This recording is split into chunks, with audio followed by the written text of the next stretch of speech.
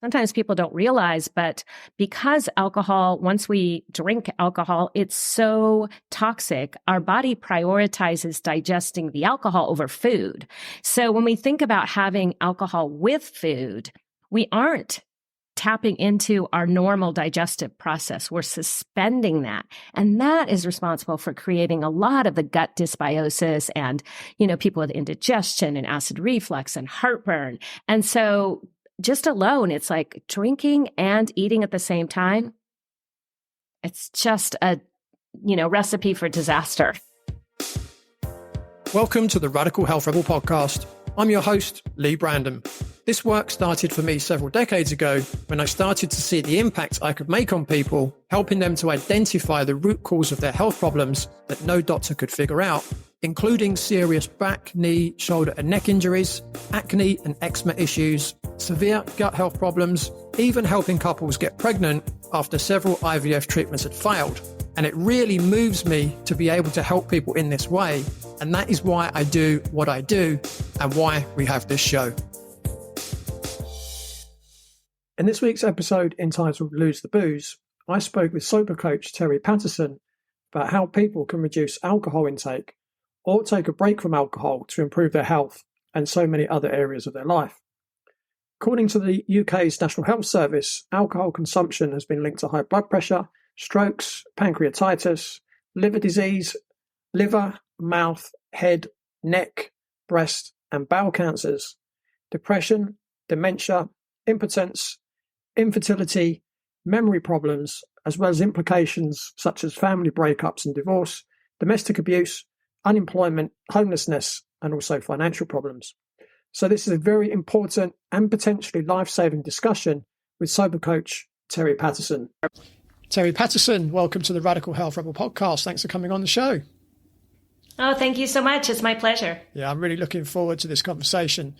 So Teri, to kick things off, could you share with the audience your own journey to where you are today, coaching people, to help them explore alcohol-free living and coaching them to optimize their nutrition to create a new level of wellness?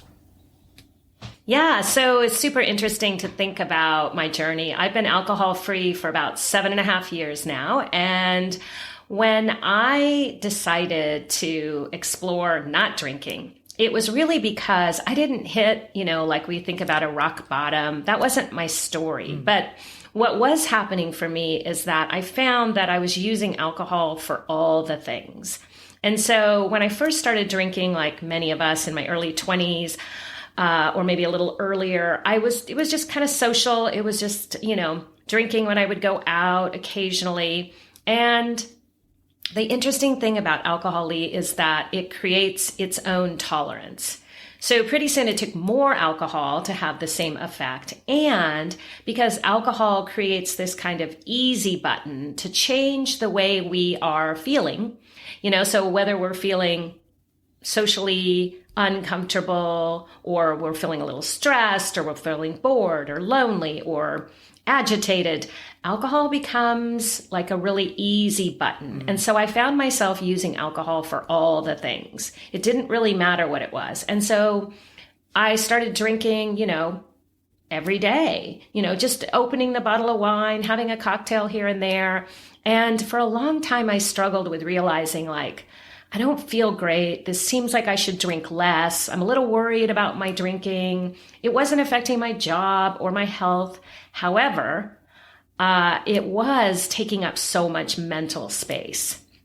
And I realized that I was kind of miserable drinking. It was like I would think about not drinking and I would try to moderate. And moderation for me looked like, well, I'll just drink on the weekends, or I'll only have wine during the week. And that just took up so much headspace that it really wasn't worth it. And so I finally had this internal conversation and kind of said, look, you're miserable drinking. You have all of these thoughts that it'll be miserable not drinking. What if I just tried it? And so for me, I didn't do any kind of formal program. 7.5 years ago, there weren't as many options as there are now. It wasn't talked about quite in the same vein. There really wasn't this sober, curious movement. And so I told myself that I was going to stop drinking. And if I couldn't do it on my own, I was going to go to meetings. meetings, as in AA. And now, I have no shame, no shade on AA. People get to find their freedom from alcohol however it works. But for me, I live in a small town and there was some stigma in my mind around AA. And so it was kind of like this, carrot stick, like, don't do that. And so I didn't ever have to go to meetings. I, stopped drinking on my own. And what I realized really quickly was that I needed something to kind of fill in the time and the energy that drinking had been taking. I mean, if you think about it, I would come home from work at 4:30. By 4:35, I'd poured my first drink. And that was the end of my day. I really was not, I would, kind of cook dinner, maybe fall asleep watching some TV. I didn't have there were hours in the day. And so when I stopped drinking, suddenly 4:30 to 9 o'clock was a long stretch of time. And so I thought, well, what do I want to do? What's possible here? And I'd always been sort of a wellness enthusiast. Although I didn't stop drinking. I had always been someone who explored how I could better my health. And so I went to nutrition school. And Lee, when I went to nutrition school, I thought everybody there, oh, these are my people. They won't be drinking. Well, we know that's not true. So I went through nutrition school. I started up-leveling my own health from a nutritional standpoint. And I came out of that program working with clients. But what I realized, one of the biggest lifts for people was separating out alcohol as part of their wellness routine. And so when I would tell people or suggest to people that, let's think about removing the alcohol and give yourself a break, that was really tough. And I didn't have any specific training around that. Like I didn't have the tools. Like I said, I kind of did it just like by sheer, I don't know, I sort of forced myself into it and I didn't really know the tools that would be most helpful. So then I pursued getting a certification as a sober coach. And that has made a huge difference because there are a lot of tools out there. So what did you do with that time between 4:30 and 9? Yeah, well, in the beginning, one of the things I tell a little story on myself, I had a dog and I would just come home and I would walk the dog. And then sometimes I would come in and that would just sort of change the habit loop. That would change like, oh, I'm doing something different. And so this is what I do when I get home. And it would postpone that time when I would have poured that first drink or had that first glass of wine. But sometimes I would come home and literally say, nope, we're going for another walk. And my poor dog was probably so confused, like, didn't we just do that thing we do?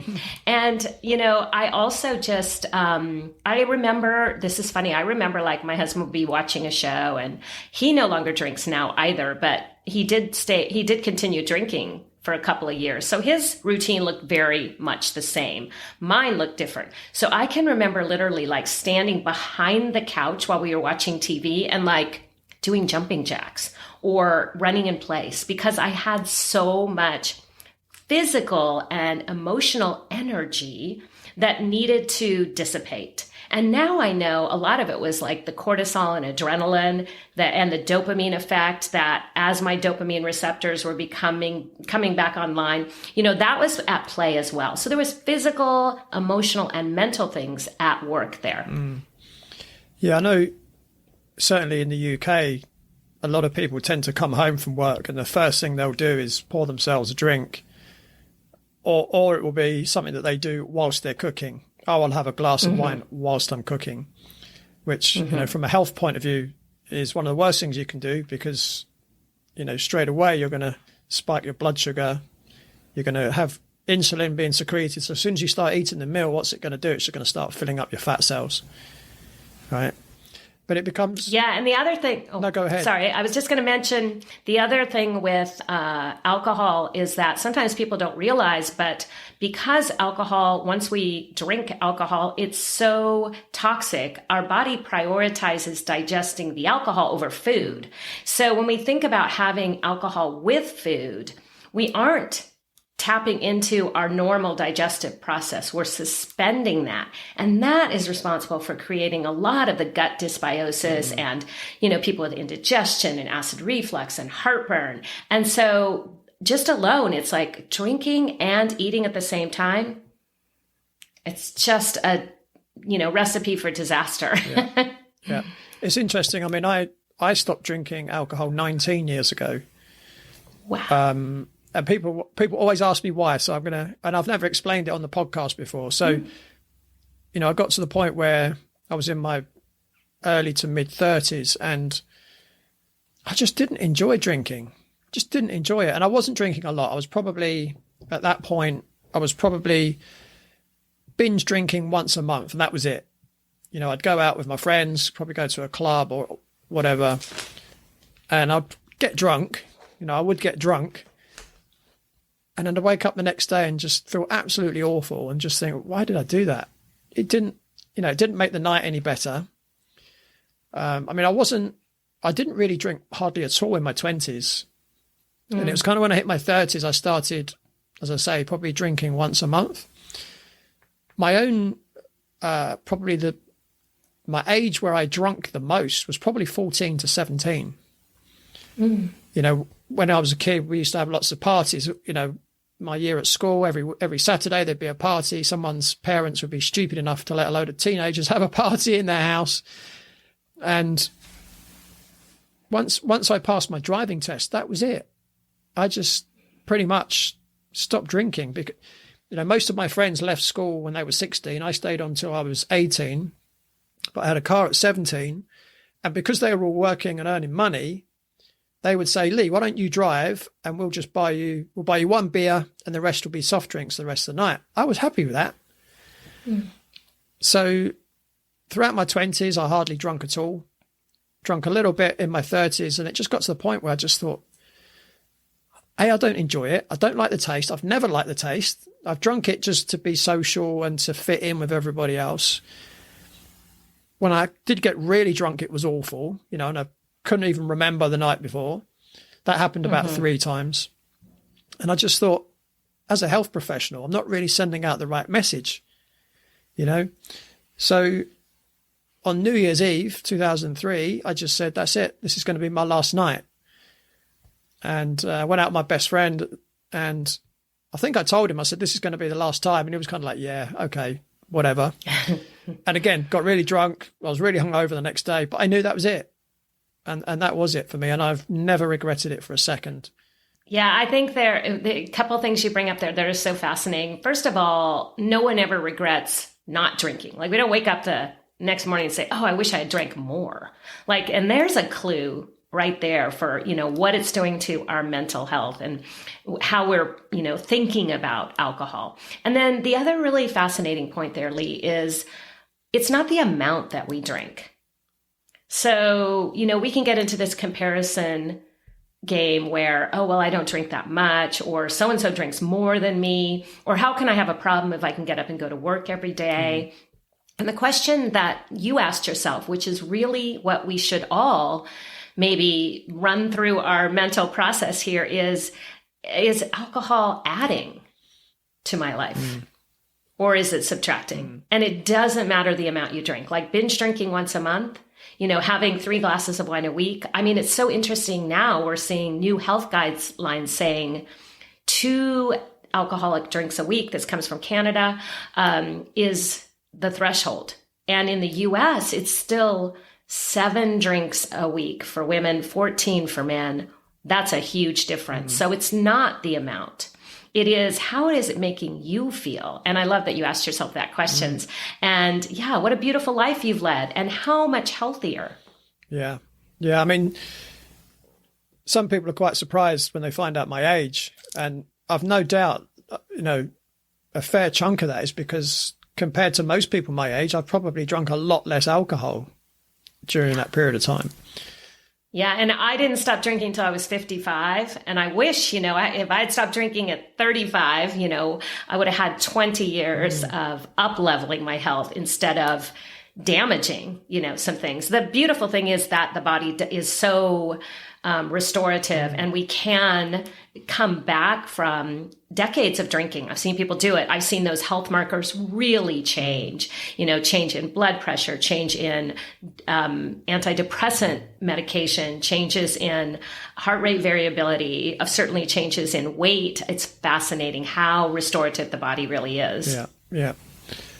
just going back to when you were drinking, and this is something that, I'm sure we all recognize in people that drink quite a lot. Would you say that you were in denial to some degree? Oh, yeah. I mean, I had one model of measurement, and that was, like a DUI or needing to go to rehab. And so it's so fascinating when we think about our cultural, perception of when someone has a drinking problem. And so I was in denial that I had a problem because I didn't look on paper the way that somebody who was an quote unquote alcoholic looks. And so we don't actually use the term alcoholic, really much anymore because it's not a medical term. We use alcohol use disorder. And so did I have some addiction to alcohol? Absolutely. Was I having trouble taking a break? Absolutely. And so the denial that I had was that I needed help, or that it was bad enough to stop. And so one thing that was in my story was a few weeks before I stopped, I had been taking in my small town, we have a nonprofit like mental health services. And there's this group that takes lay counselors. And I thought, it'd be really cool to go and do some volunteer work and train as a lay counselor. And so there was 12 weeks of kind of learning more about their process. And that entire week was on addiction. And so there it was in black and white in my binder. And I listened to them and I thought, that's me. And then I took home the binder and I read it again and I thought, yep. And then I thought, now what? Now what am I going to do? So talk about denial. Like now there was no more denying it, that this was an addictive behavior. It wasn't just a weakness. It wasn't a moral failing. And so that's where I really kind of thought, and it took me a couple more weeks to decide, like, I don't want to live an addicted life. Do you have your own definition of what an addiction is? Well, I think for me, I've never actually maybe been asked that, Lee. So fascinating. But I think for me, kind of what I was saying, like, it's not the amount that you're drinking, it's how it's affecting your life.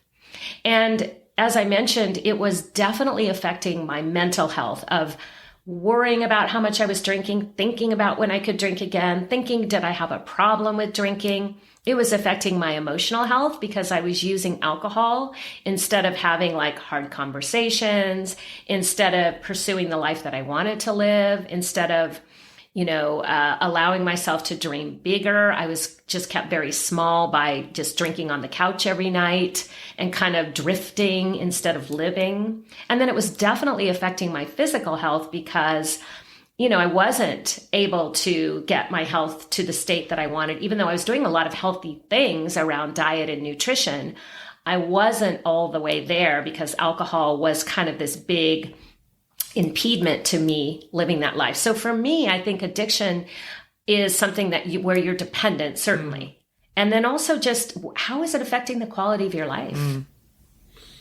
Yeah. So Paul Chek, who most of the audience will know who he is, he has, I think it's his own definition for addiction. And he says that an addiction is a repeated behavior that prevents you from getting your desired outcome. Yeah. Super powerful, right? And that is exactly what it is. And, the thing that people don't realize is that I mentioned before, the tolerance that alcohol builds up because our body is trying to protect us. So it says, okay, we got to get rid of this alcohol out of our system as quickly as possible. So now instead of one drink making you feel a little tipsy or euphoric, it's 2 drinks. I had a client once that said, I knew it was time to stop. I knew it was a problem for me when I went from 2-drink Kelly. They used to make fun of her. Like 2 drinks, Kelly gets all tipsy, to 3-drink Kelly. And she thought, oh, wait a minute. This means something. Yeah. I mean, that's just reminded me, I'm going back a long time, but I used to have a client, lovely, lovely guy, but he used to come in and train with me first thing in the morning, and he would always smell of alcohol. You'd literally smell it coming through his skin. And we went to a boxing match in London, And so he drove there, and literally all night he was drinking. Just literally, I mean, I can't remember how many drinks he had, but it was a lot. And I said, "You're not going to drive home, are you?" He went, "Yeah, I'll be fine." And he looked completely sober, and he drove completely fine. I mean, he probably had 12 drinks. And he was completely sober. He was completely sober. And like you were saying, he just built up so much of an intolerance to alcohol that was just nothing to him. Mm-hmm. You know, I'm not sure it would have been too great if the police had pulled him over. But Yeah. And that's, you bring up an interesting point, because when we think about people, will have these blackout behaviors. And what's so interesting about this blackout behavior is we think of blackout drunk as someone who is like flat on the floor, passed out. But no, the scary part about that blackout drunk, the way our body responds to protecting us from this toxin, is we function as if we are all there, and we'll have conversations with people, we'll do things, and then we don't remember. We'll drive, and it's pretty scary to think that we're having almost this out of body experience. But that is certainly, that happened for me toward the end of my drinking. I can remember an embarrassing moment where my daughter and son-in-law came up to our house. They were living on our property, and we had a full-on conversation. And the next day I thought, I need to tell my son-in-law about this. And he and my daughter went, we talked about that. And they looked at me like, this is a problem. And I thought, oh, crap. That's not good. And, for many people, as drinking continues, we will have some of those experiences. And they are scary. Yeah. Yeah. What do you see as the main reason or reasons people end up drinking too often or too much? Yeah, well, I think that, there's a lot of things at play. One thing I'll mention is this idea that we are so uncomfortable with being uncomfortable. So we're looking for ways to distract and numb. Mm-hmm. And so we have this idea, and I'm sure you see this in your business all the time, that like stress is bad. And it's like, no, not all stress is bad, but we've been, taught that, and it's been modeled and it's been marketed. And so, oh my goodness, we're so afraid of feeling stressed. So take a drink, you'll feel relaxed, disconnection, feeling lonely and isolated. We've been told that alcohol will make us feel more connected. And it's just not true. Alcohol actually creates more isolation. We withdraw more. But we've been told, like, if you're uncomfortable, alcohol is the answer to stress, pain, all of these things. And so I think that's a big part of it, is that we just haven't been taught enough tools. And we've been sold sort of this perception that we should never be uncomfortable. So if you're uncomfortable, we should distract. And we see this, with behaviors from, scrolling on social media to shopping, to gambling, to other drug use, in addition to alcohol. And so we have been taught that, we are weak and we can't cope, and cravings are going to be overwhelming. And so it's so much easier to drink. So we have this sort of easy button. And that's where I think we can find ourselves falling into this. Another way to sort of say it is like we drink due to unmet needs. So we sometimes see this with food, right? As well. Like when people say, I just found myself grazing in the kitchen. It's like, gosh, we just need to take a step back and say, what do I really need? What's happening here? Am I feeling lonely? Would I be better off getting a hug from my husband? Would I be better off calling a friend? Would I be better off, finding a way to feel connected versus eating or drinking to overcome this? So these unmet needs are really powerful. And when we stop drinking, there they are. And so that is the second part of the journey, is why support can be so helpful, because we're not taught, or we're not used to having to sit in these feelings, these emotions, these experiences without our tool of alcohol.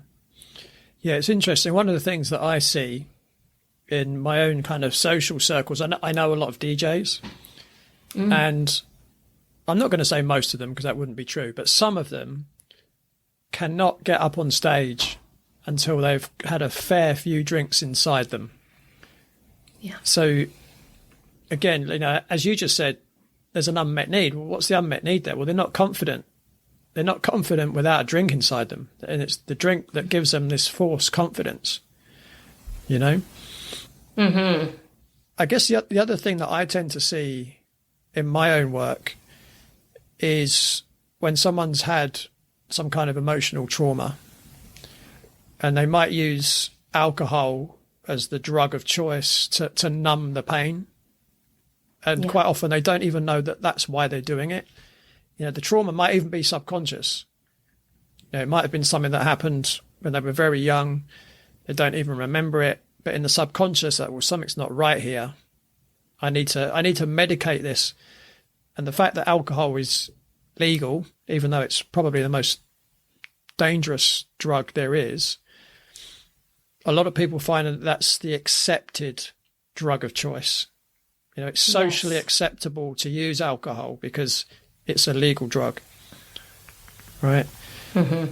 So they're kind of the two reasons I think I see most myself. But I guess similar to the confidence thing as well is, you know, in a social situation, again, if people don't have the confidence to go and speak to someone they don't know, you know, think typical bar or nightclub situation, you know, people use alcohol to get over their fear of probably the fear of someone telling them to go away, right? Yeah. And, you know, without a drink inside them, they probably wouldn't approach someone in that situation they don't know. Again, it's their lacking confidence. When 35-year-old Amanda first scheduled to see me, she'd been suffering for 19 years from severe IBS, diarrhea and fecal incontinence, along with abdominal pain and bloating.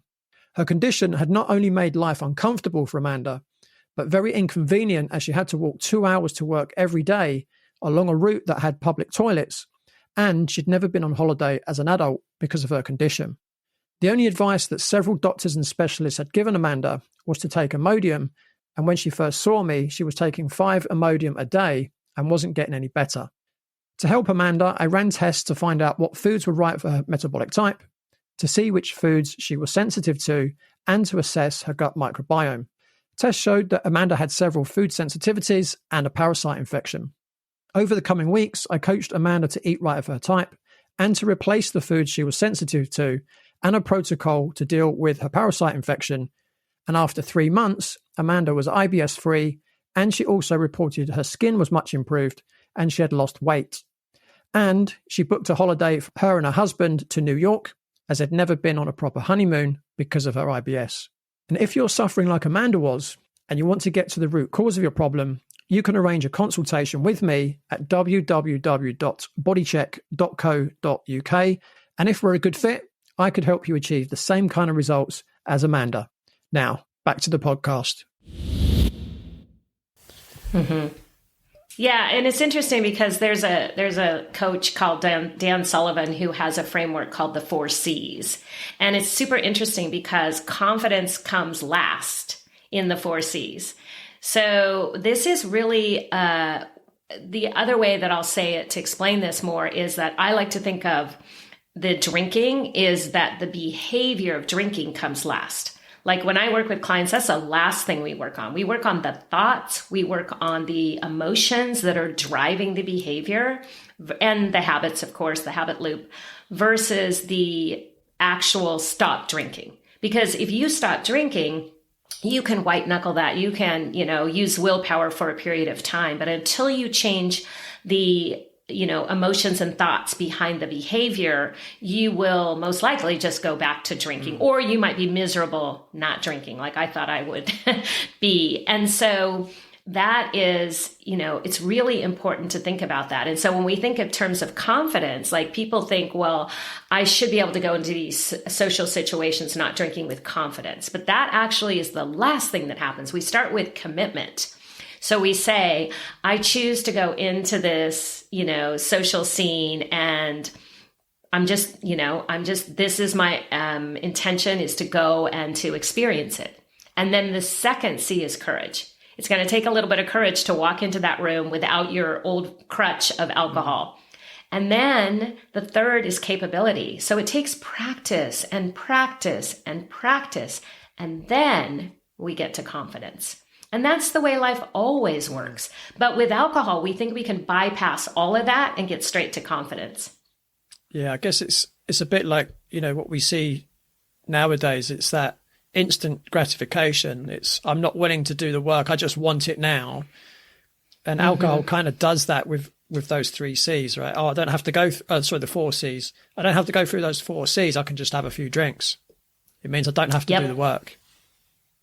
Yeah, that's a really good point. I like that. That's a really good point because, we are trying to sort of bypass. And you're right. We think that, again, going back to, we don't do discomfort. We don't do hard work. We just do the easy button. Yeah, it's good that, we're starting to see, certainly in the health arena, more and more people talking about getting comfortable, being uncomfortable. And there's lots of talk now about, hot and cold therapy, and obviously working out is a form of discomfort. But that is slowly kind of seeping through now. And you're seeing more and more people consciously going out of their way to be uncomfortable because it makes you more robust at the end of the day. I'm curiously about, where do you see this alcohol conversation with like functional medicine and in the medical field? Because I had this very naive idea that I would go out when I first started my sober coaching business, and I would talk to wellness professionals and I would help them have this conversation with their clients. And so I thought, this is going to be awesome. This is going to be so good. And then I went to the wellness professionals. They said, we don't want to have that conversation. And I went, I can imagine why. Yeah. So do you see that changing at all? I'm curious. Well, I mean, the reason why I think most health professionals wouldn't want to have that conversation is because they probably have a bit of a drink issue themselves, or maybe not an issue, but they probably drink more than they should, let's say.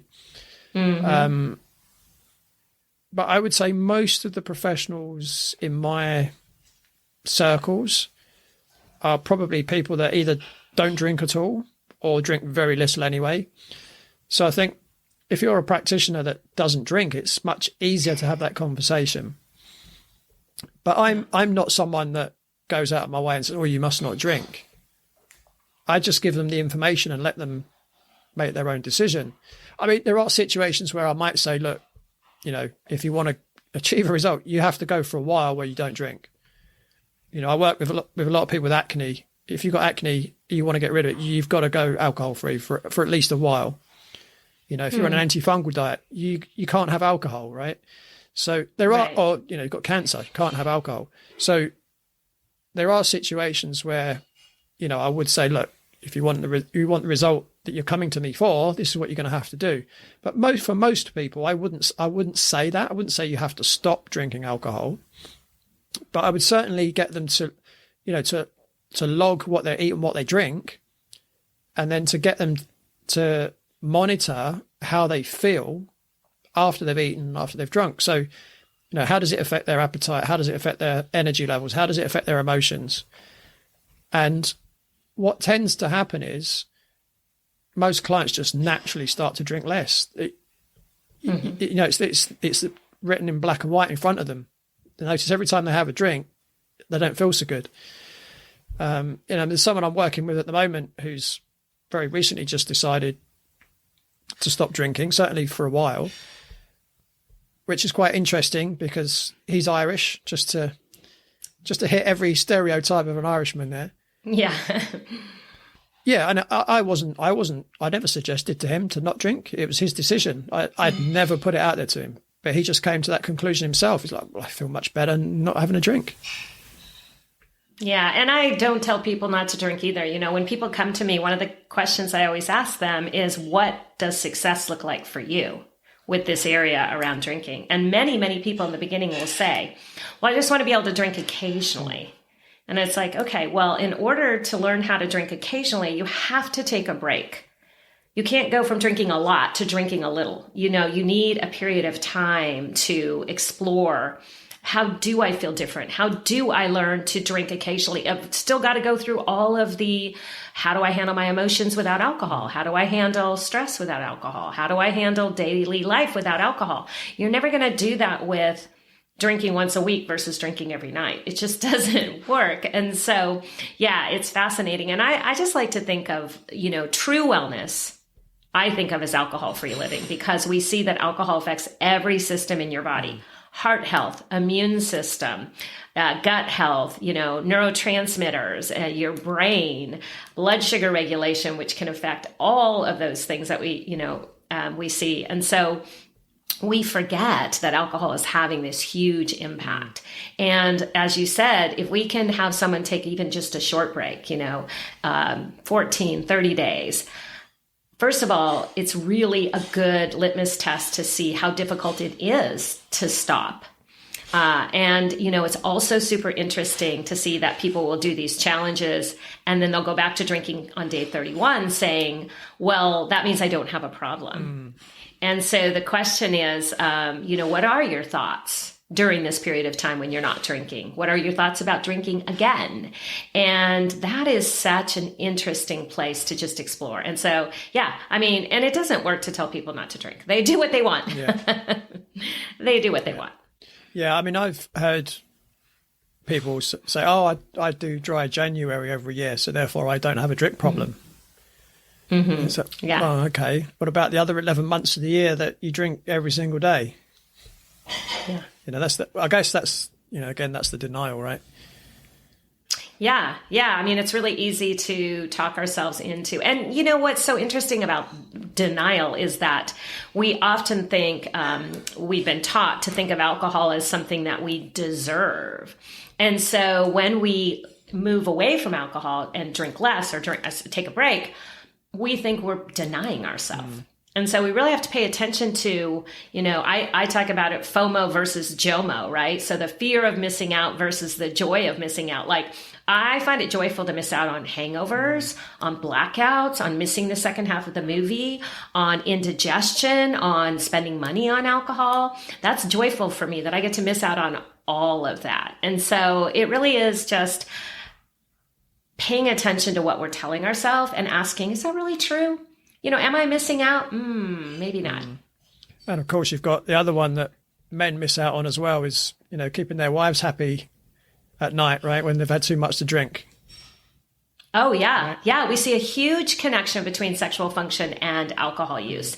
And we tend to have this cultural messaging that is, you need alcohol to loosen up in the bedroom. I just had a woman on my podcast, The Sober Edge, who is, she did a sober sex chat at an event I was at. And I said, come on the podcast, because there's so much misperception about how we use alcohol and sexual function. And so we had a really, it was a really good talk about just helping people understand that physically, that's not how it works. Yeah, absolutely. Yeah. So why do people, in your opinion, tend to eat more sugar when they stop drinking? Yeah, I'm glad you said my opinion, because now that I'm talking to a functional doctor, I may get it wrong. So in my understanding is that, we have this dopamine response with alcohol, and we have this heightened dopamine response. And the body being very resourceful, right? We keep hitting the dopamine button with alcohol. And so our dopamine receptors kind of tone down. It's like they dial it down because we don't need to put so many resources toward natural dopamine. So our dopamine receptors are kind of dialed back because we're getting this artificial hit. And it's a heightened hit. And so we remove alcohol and our body's looking around for that dopamine. Dopamine is also known as the wanting molecule. So we have a little bit of sugar, even in the form of like fruit. And our body goes, oh, I remember that. That's good. Do more of that. And so then we eat something in our diet that is high fructose corn syrup or, artificial sugar, which is super, super sweet. And our brain just lights up and says, oh yeah, I remember that.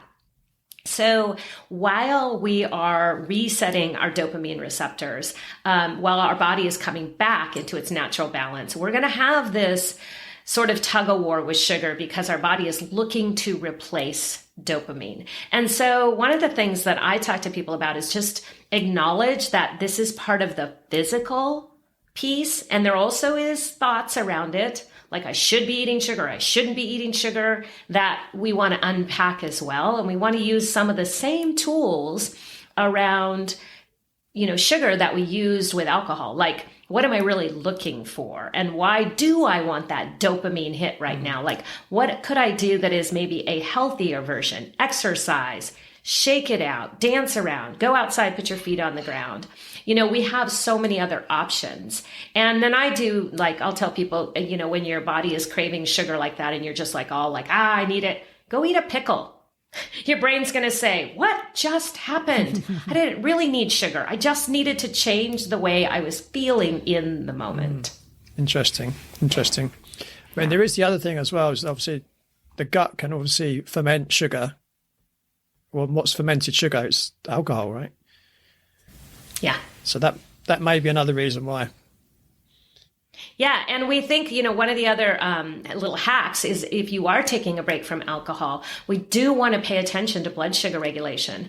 A lot of times people will try to do like, I'm going to change my diet. I'm going to do intermittent fasting. And I'm going to do all these things. It's like, well, let's just slow down, get our body working, as close to, our natural functions as we can, and pay attention to blood sugar. And so one of the things we can do is have a little bit of protein in the kind of the witching hour. So if you used to come home and fix a drink or have some wine right at dinner time or with cooking, eat a little protein right away so that you're not in that depleted state where your cravings are more intense. Yeah, good idea.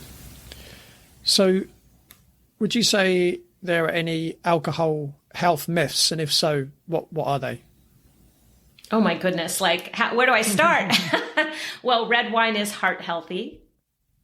The French paradox. Well, they drink red wine, so that must be, they're thinner than Americans. Well, they also walk more. They don't have as many preservatives in their food. I mean, let's look at what really is happening here. And then we now know from the World Health Organization that no amount of alcohol is safe. So saying that, a little bit of wine is good for anxiety. I've had clients who've literally said, I went to my doctor and I said, well, I'm really experiencing anxiety. Maybe I need some anti-anxiety support. And they said, just have a couple glasses of wine at night. It'll be fine.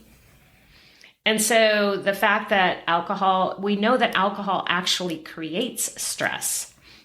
So we release increased cortisol and adrenaline when we're drinking to counterbalance. We also have dynorphin to counterbalance the chemical effects of alcohol, which actually creates anxiety. So that's a big one. I think people often think alcohol helps me relax. And the reality is no. And if this is you, listener, and you've ever woken up the next day with not maybe a physical hangover of feeling, the headache, the stomach ache, the dizziness that I used to get, you might have heightened anxiety. And there's actually a term we call it hangxiety, that it's a form of the hangover because of all of the stress chemicals your body has released.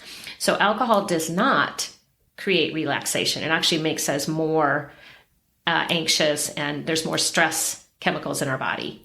So those are kind of two big ones. So I guess if it makes you more stressed, but you have a belief that alcohol makes you feel less stressed, you're just going to go for another drink, right? Oh, yeah. Yeah. So the interesting thing about alcohol is when we look at the way it works in the body, so we get about 20 minutes. So alcohol is both a depressant and a stimulant.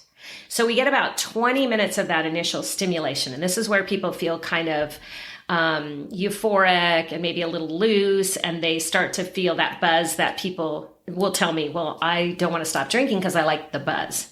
But when we look at it from a scientific and medical, background, or not background, but lens, we'll see that at the end of those 20 minutes, our blood sugar starts to drop, our blood alcohol level starts to drop. And now we're in this place of the chemicals that are counterbalancing that start to appear.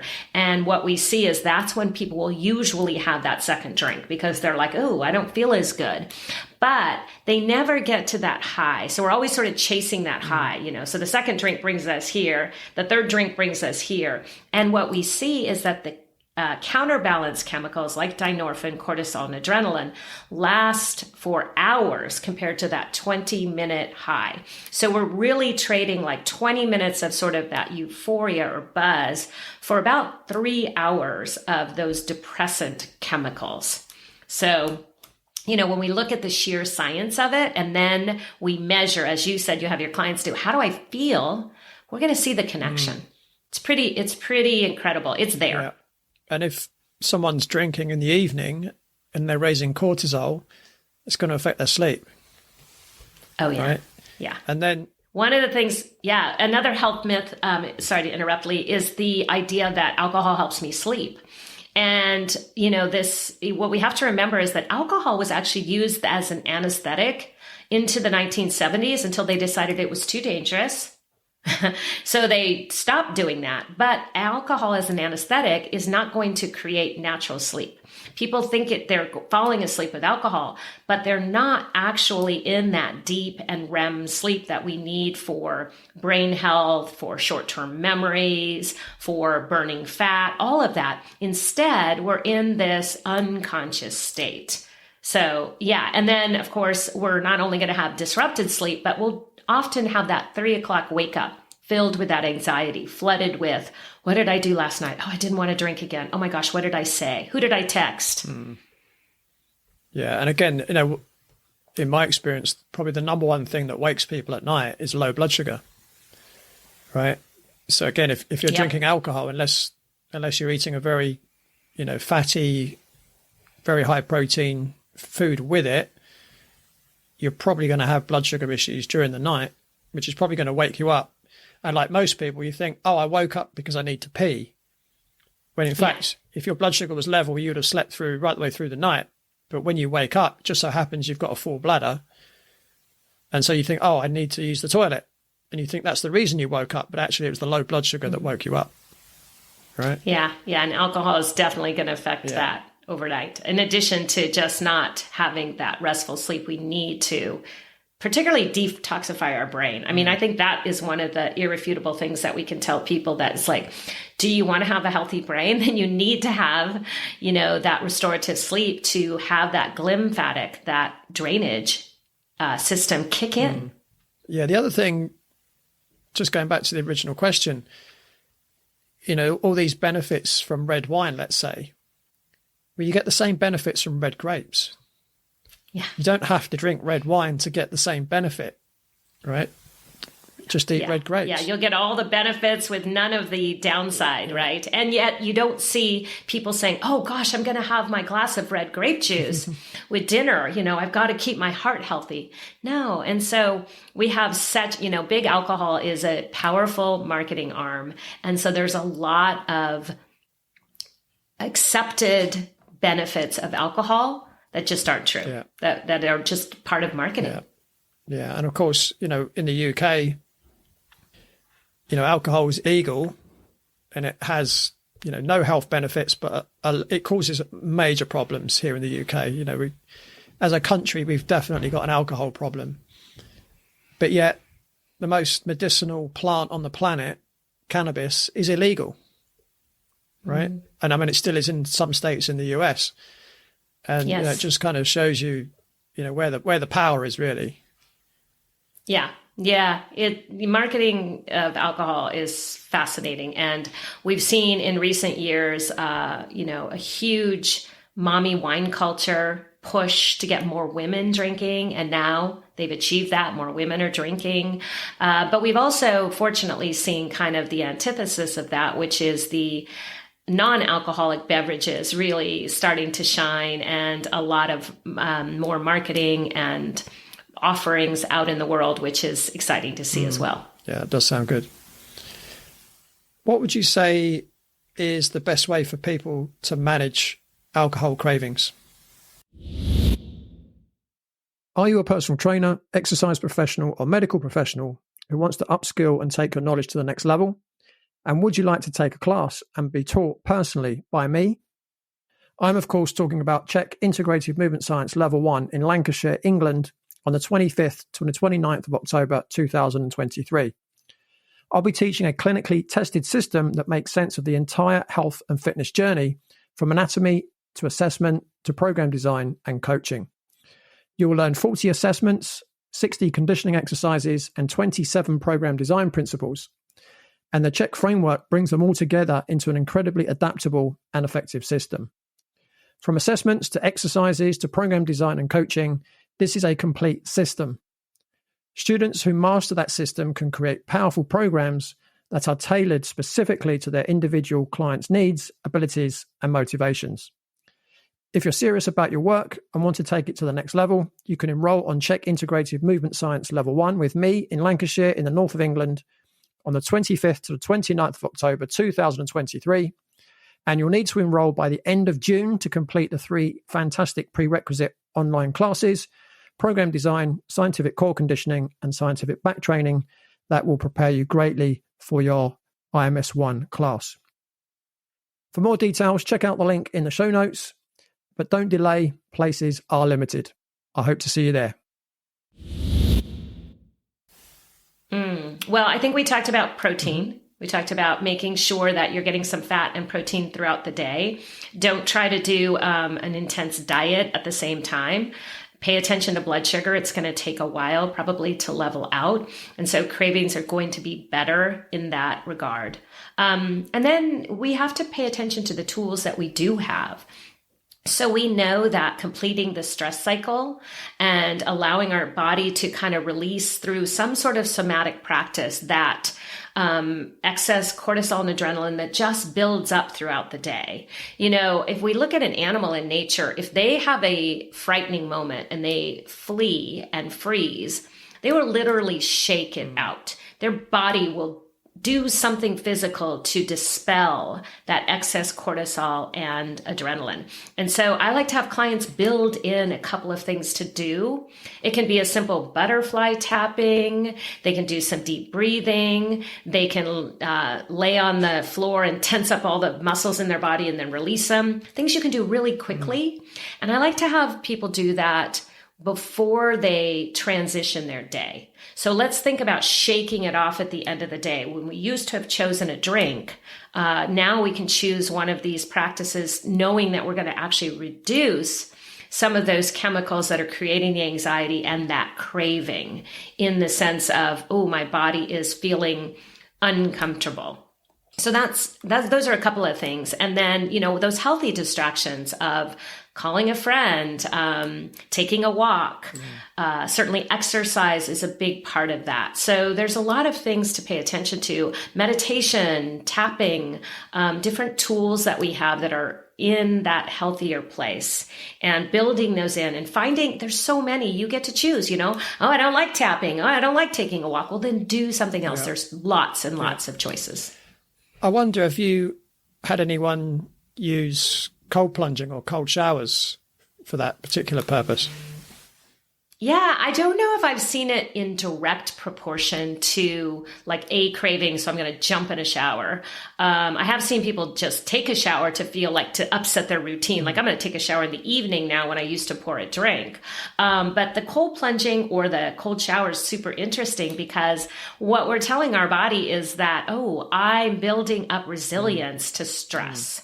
And so we know it helps on a mitochondrial level. We know a cellular level that it's really important and powerful, but also in that mental health space of thinking like having a little bit of stress right now in the form of a craving is actually building up my resilience.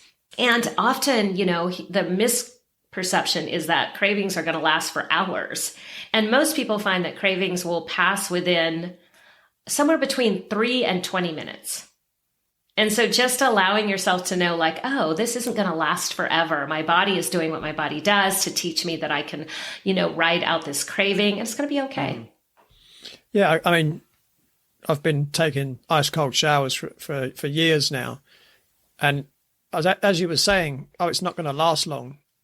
That's what you're telling yourself before you get in. And that's what you're telling yourself when you're in it. It's not going to last long. Yeah. Yeah. It's a bit of short-term discomfort. But you know, once you've done it, it's done you a lot of good, you know, and it really, I mean, for me, I do it first thing in the morning. It really sets me up for the day. But each day you can't, you know, there is that little thing in the back of your head. Oh, do I really want to do this again today? But then you think, well, I know it's going to do me good, so I'm going to do it. But you also, if you were going to have to do it for an hour, that would be a different story, right? But the fact it's just a few minutes, and once you get out, you feel so good. Yeah, I've been doing that recently as well. And I find myself sometimes, some mornings I say, oh, don't do it today. And then I think, no, I'm going to turn the shower cold and I'm going to do my 2 minutes because I know how healthy it is. And what I'll often say to myself is, what do I want to show up as my best self today? I should probably get my cells on board. Yeah, definitely. So one thing you say is that behaviour comes last when we take a break from drinking. What do you mean by that? Well, I think that what we have to consider is that so we know that from the science we see around habit formation and how we, get into these habit loops, is that behavior is driven by our thought and our emotion. Now, instinct could be different. Like you could say, well, if I throw a ball at you, you're going to catch it. But an action is really a thought and an emotion that drive that. Because if I told you you can't have alcohol, like you just can't have alcohol, like it's bad for you, no more alcohol for you. You're probably, and you have that thought, like no more alcohol for Lee. You're going to have this thought or this emotion that's going to be like, oh man, I blew it. I can't I did it to myself. Like I'm such a loser. And you're going to go into these emotions of like deprivation and all of this. And then the behavior is going to be resenting it, white knuckling it, and so you're going to hate the fact that you can't drink. And so if we think about, okay, Lee, you have a healthy choice to reduce alcohol. And you tell yourself that like, hey, it's an empowered choice. I'm choosing not to drink. Then the emotion is going to be, oh, I kind of like being in charge. I kind of like being in charge of my body. And then the behavior is going to be like, oh, I made a choice not to drink. Now, is it going to go that way 100% of the time? No. But what we know doesn't work is beating ourselves up and using a lot of guilt and shame. Because if that worked, no one would have an alcohol problem. Because by the time you're over drinking, you said, not really even over drinking, but just felt like, oh, why did I do that? I feel terrible. I don't want to do that. If that worked, if it was just beating ourselves up, we would just not have an issue. We'd all stop drinking when it got uncomfortable. But what we do is we think that we're going to start with a day one and we're just going to, not drink. But if we're still having the thoughts that I want to drink, drinking is good for me, drinking helps me relax, I can't have a drink, it's going to be very difficult, if not impossible, to have a sustained change. And a sustained change that we are happy with. Because the result of not drinking, to me, is to build an incredible life. Build a life you don't need to escape from. And so when we do that with our thoughts and our emotions, the behavior will come. Yeah, it's interesting. As you were speaking there, what I was thinking was, first thing you need to be really clear on is, and it's something you've mentioned, what do you want from life? What do you want to achieve, right? What's your dream? What's your goals, right? And then once you understand what your dream is, well, what are my values? And where do values sit in terms of drinking, right? So, in terms of my own values around nutrition, I eat right for my type. I eat 100% organic unless it's fish, then it's wild. But I'll allow myself, the occasional meal out where I know it probably won't be organic. I love Asian food, but I'm intolerant to chili peppers. But I'll occasionally have them, even though I know what the response will be, because I absolutely love that food. But that's within the values that I've chosen for myself, and I'm happy with that. So I guess it could be for some people, I guess the challenge I see for people is that, and again, this is particularly a thing in the UK, is that so much of people's social life it involves alcohol, right? So if someone thinks to themselves, for whatever reason, my health's not good or whatever, I want to give up or I really want to cut down. But then the next thing they do is they go to a social event where everyone's expecting them to drink.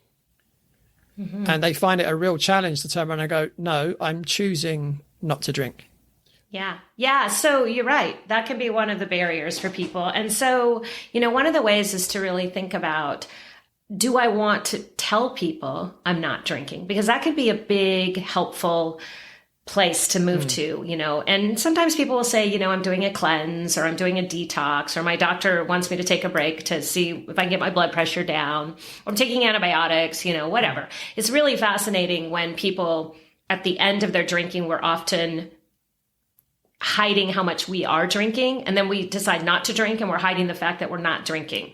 I mean, that's a lot of thoughts right there, right? Like, why are we hiding the fact that we're making a healthier choice? But one of the things to think about is to say, when people say, oh, can I get you a drink? Say, yes. I'd love a soda water, or I'm super thirsty. Can I just get an ice water? Once you have a drink in your hand, people stop paying attention to what you're drinking. So there really are some simple ways to, just handle things in the moment. And one of the biggest things to do is to really just visualize, like, I'm going into the party. This is what's happening. Your brain can practice that. Your brain only knows what you tell it. So you say, oh, I go into the party. I choose my alcohol-free beverage. Nobody pays any attention. I have a wonderful time. Yeah. Yeah. And again, back to that practice. We need that commitment to go to the party. We need the courage to do it. We need the practice. It's not going to go 100% easy every single time. You're going to build, just like we build up resistance with stretching that muscle, we're going to do the same thing with our alcohol-free muscles. Yeah. One of the things that I used to hear when I first stopped drinking was, what's wrong with you? What do you mean you don't want to drink? Or it might be, have you got a problem with drinking? Or it will be, oh, go on, just one, it won't hurt. And, I'm quite headstrong, and I don't really care what other people think of me. Doesn't bother me at all. So, I'd be quite honest and tell them why I wasn't drinking anymore. And I would just say, no, I don't want that. I'll have whatever I was drinking, water or fizzy water or whatever. And I think that's the real challenge that a lot of people have. It's being okay or not caring what other people think of you. Mm-hmm. Right? I think people give into the pressure. But the other thing that I generally talk to my clients about, and it doesn't have to be alcohol, it can be other things as well, is that if you're in a position now where you're making a turn and you're becoming more healthy and taking more responsibility for your health, it can make your peers around you, if they're not on that journey, feel very uncomfortable. And the reason they're trying to get you to drink is so that they feel comfortable in themselves. And I always try and get that across to my clients and say, when you're making that choice, is it you're making that choice for what you want or from what those around you want? Yeah, we do see that it often holds a mirror up to people like, wow, if she stops drinking or she's cutting back, what does that say about my drinking? And we hear it in like, oh, you're no fun now that you're not drinking. And, the reality is I just told people, I said, oh, no, that's not true. I have way more fun now. And I mentioned I was really upfront with people. I just told people, they would say, and I don't know that anyone ever asked me if I had a problem, but this is an interesting thing that happened. My mother would say for the first maybe year, she would say, I don't understand why you stopped drinking. You didn't have a problem. And I said, Mom, it was a problem for me. And then she would say it again. And I finally told her, I said, Mom, if I was a smoker and I decided to stop smoking, would you say, well, why did you stop smoking? You only smoked occasionally. Like, it wasn't really a problem. And she said, no, I would be so happy that you weren't smoking anymore. And I said, okay, so be happy that I'm no longer drinking. Yeah, that's a really good point. Yeah. And I also think too, Lee, that what we want to consider is that as we, like you talked about values and the life we are designing for ourselves and what do we really want, what's available to us, is drinking getting in the way? And what I always tell people is like, it's less, the more I do this work, the more I realize that it's less about letting go of alcohol on its own and more about building the life we want. And as we build this life and we start to realize where alcohol was holding us back, alcohol just becomes smaller and more irrelevant until for many people, it's like, oh, I thought I wanted to moderate or drink occasionally. Now I realize, why would I do that? I love the life I'm building. I see so much more possibility without the emotional, drain of drinking. Yeah, absolutely. Now, you've touched on this already, but can you maybe go into more detail in terms of what happens to the balance of the body after people give up alcohol? Yeah, well, it takes a while and you might be more, you might have more stats around this than I do, but really basically we're looking at our body getting back to baseline. And a lot of times people will say, well, I want to tell me all the supplements to take to help. And it's like, whoa, we need to let the body detoxify. And for most people, it'll be sort of this gentle detoxification, which we see about 10 to 14 days. I mean, we start detoxifying within 24 hours, which is why we start, we're dehydrated, our body's asking for more water, we're noticing the physical effects, but really 10 to 14 days, we'll see a lot of things happen, like reset more around sleep, around some of the cravings will start to change. We'll start to feel a little bit more energy. And so the body is going to be doing this work for a while, up to several months. And we're going to see things come back online, like our gut health is going to improve. We're going to have more availability for our neurotransmitters to move from our gut to our brain. We're going to see less of that heightened anxiety. We're going to notice, again, more energy. We're going to notice more of an emotional shift. And so what happens is alcohol doesn't numb selectively. So when we are numbing, anxiety or stress, and we think we are anyway, and that's why we're drinking, we're also numbing joy, happiness, pleasure, elation. And so as we let go of alcohol, one of the things that is fascinating is to watch our emotional regulation kind of shift. So we're going to start to have more heightened emotions because we're going to be like, oh my gosh, I was more angry than I used to be. Yeah, okay. I was more excited than I used to be. And so that takes a while. And that is part of the work that I do with clients is, first of all, just normalizing that that's part of the process and recognizing how do we pay attention to that emotional regulation piece. And what happens when we're super angry and then super happy or super weepy. And, we get to know that our body is doing the work it's supposed to do. But one of the things that I really like people to do is to allow the body to do the work without interfering with extra supplements and sleep aids and those things that can really get in the way of our body moving back to homeostasis. There's simple things. I do like to, topically have people maybe use magnesium, maybe an Epsom salt foot soak or a bath, some simple things, apple cider vinegars, maybe to help initially with gut dysbiosis. But if we think about the liver, the impact of alcohol on the liver, the processing that our liver's been doing for many people, in my own case, decades of drinking, like adding supplements and expecting the liver to also break down and detoxify those pathways for the supplements, that's too much work in the beginning. One of the things that's really helpful is to remove. So we've removed the bad, we've removed alcohol. We also want to remove some of that processed food and help our body just heal by nutrient dense whole food. And sometimes for people getting back into their balance of their gut, we want them to do like cooked vegetables, easier meals to digest in the beginning, bone broth, things like that can be really helpful to reset versus taking a handful of pills that we don't know the body can really assimilate at that point. Yeah, it's interesting. You're talking about emotions there. One of the things I think, again, we see a lot in the UK, and I'm sure it's the same in the US, is that people, Monday to Friday, they're in a job that they just can't stand. And they do it just to put, a roof over their head and food on the table. And, they're so, let's call it depressed, Monday to Friday, because all they're doing is working. And then they get to the weekend, and what do they do to overcome that depression of the job that they can't stand? Well, they go out and drink alcohol.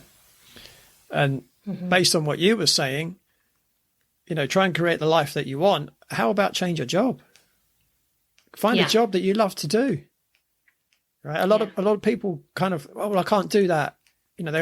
They often think, well, I can't make money doing what I love to do. Well, if that's stopping you from even looking, then you're right. One of the things that I've done a lot of in the last 10 years is coach people to change their careers. Because at the end of the day, I see my job as helping people live happier, healthier, more productive and fulfilling lives. Yes. And if they're spending 5/7 of their week being depressed and unhappy because they're in a job they don't like, that's not a way to live this one life that we've got. Make the most of it. Really get in tune with what you're passionate about and find a way to make that into your living. Because, someone once said, if you've got a job that you love, you never do a day's work in your life. Right? Mm-hmm. Well, and you asked me earlier, Lee, what did I do with all the extra time? And that's exactly what I did. So I tell people, I said, you may not be in a position or feel like you're in a position yet, but when you remove alcohol, you're going to have more time and energy. So get a side hustle. Use your curiosity to start exploring things that do light you up. Maybe you can't change your job, but you want to start taking a watercolor class. And so then life's not so dull. So the job isn't just sucking the life, because now you're adding life. And for me, my life 8 years ago looked very different. I worked as a school secretary for a nominal payment. I drank every day because I just didn't have a very fulfilling life. Sure, I've always been kind of an optimistic person. I was doing some health things. I had a lot of joy and enjoyment in my life, but I wasn't fulfilled. And so I went to nutrition school after drinking, and that sparked something. And then from there, in this health journey, I started becoming a sober coach. And so now I do this full time as of just over 2 years ago. I retired early. I left that soul-sucking job behind, and it started as a side hustle, and it has been incredible. So I really help people to just explore, what did you used to love? What sparks your curiosity? What could you explore? Start there and start creating that excitement about life again. And again, less of the pull of alcohol and more of what I'm creating over here can be a beautiful way to move into this alcohol-free living. Yeah, that's great. So my final question, what would you say are your top 3 tips that you can share for people that are thinking about taking a break from alcohol? Yeah, I think it's really powerful to do it, to just challenge yourself to, how could I move into that? Rather than just putting it off for another day, allow yourself to say, hey, I can get some tools and support to take a break. There's tons of free offers and programs out there to take a break. You can do something like a 30-day break. You can work with a coach. You can do some of these other programs and explore what it is you want. Ask yourself that really important question, why? Why would I want? What are the reasons that I would want to take a break from alcohol? What am I looking for? And really allow yourself to dream of what life might look like if alcohol wasn't the center of it, which for many of us it becomes. And then I think it's really powerful to do it in some kind of community, to have support. So whether that support is a meeting, or whether that support is telling your best friend, whether that support is telling your partner, hey, can we get all the alcohol down to the downstairs garage so I'm not looking at it every night? I'm going to move all the wine glasses. Do some tactical things that help. And then, as you and I were talking about, really think about what is a healthy option during that time when I used to drink? What could I try instead? And explore the tools that are out there. There's free meditation apps. There's free tapping apps. You can walk outside and get some fresh air. You can do some simple things to set yourself up for success. Awesome. So, Teri, where can people find you online? Yeah, so I am thesobernutritionist.com. I am Teri.thesobernutritionist on Instagram. And I have my podcast, The Sober Edge. And I recently, with a friend, started my Sober Girlfriends book club, which is also on Instagram for more information. Awesome. Great. And I'll put all the links in the show notes as well. Thank you. Great stuff. Teri, thank you so much for coming on the show and, sharing your experience and knowledge with the audience. I really appreciate your time today. I loved it. Thank you so much, Lee. Awesome. So that's all from Teri and me for this week. But don't forget, you can join me same time, same place next week on the Radical Health Rebel podcast. Thanks for tuning in. Remember to give the show a rating and a review, and I'll see you next time.